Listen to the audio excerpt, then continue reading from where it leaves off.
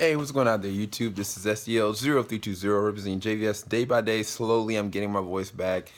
This is going to be my review for John Wick Chapter 2. Chad Stenwick is back in the directorial debut for the second chapter for John Wick. And John Wick 1, as you know, it was freaking epic. It was action-packed, high-octane, and very heartfelt because of the subject matter of what happened with his dog and his family.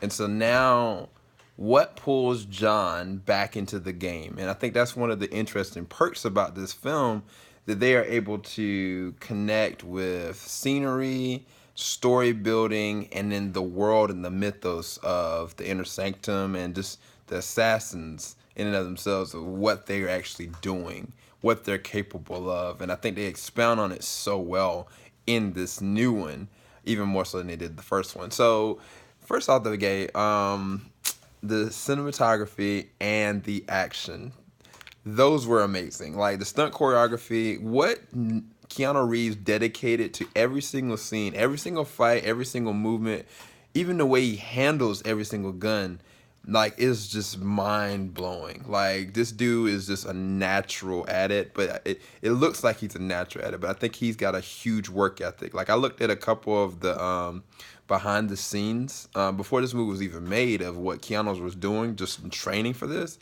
and I was like, wow, he was like pouring sweat. So I know for a fact that he put a lot of dedication to this one, even more so than he did the first one. So I think that even with having Chad as a director and a stunt choreographer, like, he's done stunt choreography for everything, you know, generally the big budgeted ones.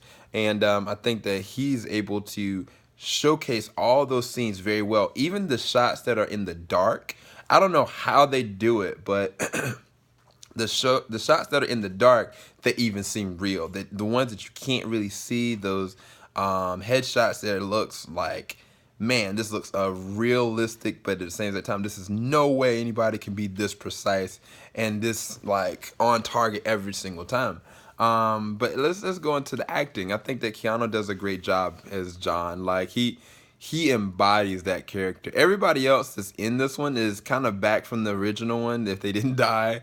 I think that Common, actually, he shines in this movie. Like, he really does.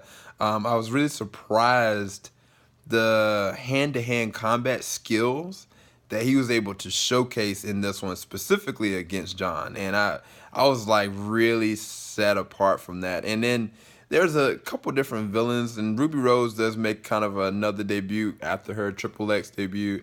In this one, she doesn't really talk. I can't really say why, but she's actually pretty interesting. I actually like her as a character, but she's kind of more so a plot device. So it's not like she showcased any kind of amazing acting ability necessarily, but I didn't have any problem necessarily with her character, as well as like the different. I don't know if you can consider anybody necessarily a villain. Maybe one person, maybe one, but everybody else is kind of got this arcing code, and I think that's where it flushes out into the story. John is put back into the game based on the code in and of itself. I can't really say why, but you'll see it when you watch the movie. It'll make sense to you. Because at first for me, I was like, why would he even go back?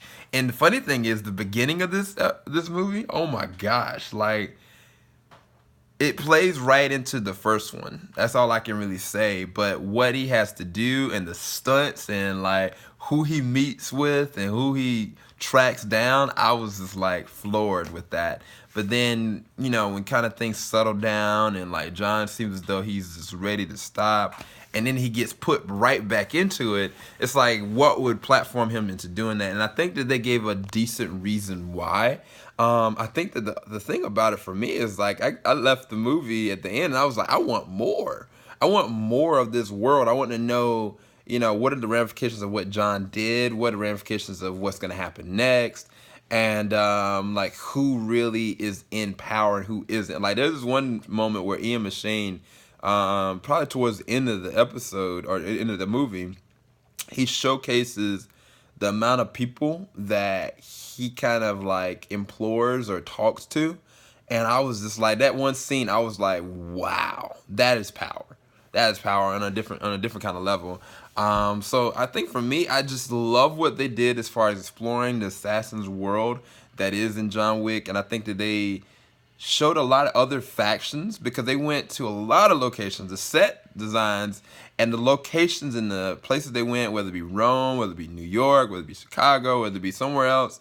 They did so much in the realm of bringing this even deeper into the mythology instead of just like giving us different sceneries, you know what I'm saying? Like I think that they paid homage to at its groundwork, who is John Wick and where does he come from, more so than where we can take John Wick and kind of put him at. And I think a lot of movies kind of fail at that because they try to put, you know, people in different locations versus like adding reasons why. Every single time that John goes to a different location, there's a reason why. Every single time he's running, there's a reason why. Every single time that he, you know, is put into a situation where maybe like there was one scene where he didn't have any guns. And you know, there's some like old school like 80s movies where guys just kind of throws the gun down. It's like, you know, all right, let's do this. Fight like a man. Fight like a man. You know, like, nah, this isn't that situation. Like there are moments where he just doesn't have any ammo and he doesn't have any options but to use his wits and his will, his sheer will to, you know, defend off the situation. And I think that, dude, Keanu just nails it with the choreography and the hand-to-hand combat, man. He's a beast, bro.